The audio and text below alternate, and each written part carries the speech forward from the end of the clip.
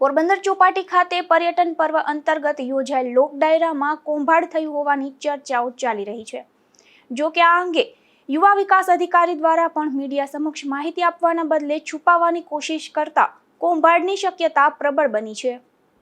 પોરબંદર ચોપાટી સ્થિત હાથી ગ્રાઉન્ડ ખાતે પર્યટન પર્વ નિમિત્તે લોક સાહિત્યકાર રાજભાના લોક ડાયરાનું આયોજન કરાયું હતું, જેમાં અન્ય કલાકારોના લોક ડાયરા ઉપરાંત વિવિધ સાંસ્કૃતિક કૃતિઓ પણ યોજાઈ હતી।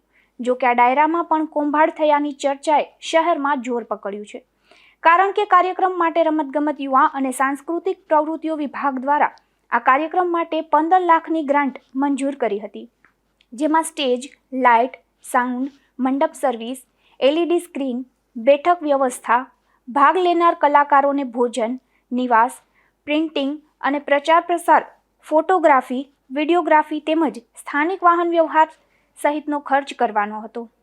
પરંતુ આ અંગે સ્થાનિક કચેરી દ્વારા ટેન્ડરિંગ કર્યા વગર જ લાગતા વળગતાને તમામ કોન્ટ્રાક્ટ આપી દેવામાં આવ્યા હોવાનું સમગ્ર પંથકમાં ચર્ચાઈ રહ્યું છે। અને આ મામલે યુવા વિકાસ અધિકારી પરબત હાથલિયાને પૂછતા તેણે પણ માહિતી આપવામાં ગલ્લાતલ્લા કર્યા હતા અને અલગ અલગ જવાબો આપ્યા હતા, જેથી કૌભાંડની શંકા વધુ પ્રબળ બની છે। સરકાર લોકોના મનોરંજન માટે લાખો રૂપિયા ખર્ચ કરે છે, પરંતુ તેના આયોજનમાં માત્ર લાગતા વળગતાને જ તમામ કામ આપવામાં આવતા હોવાનું ચર્ચાઈ રહ્યું છે।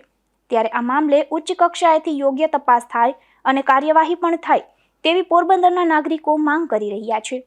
નિપુલ પોપટ સાથે અશોક થાનકી, ગુજરાત ન્યૂઝ, પોરબંદર।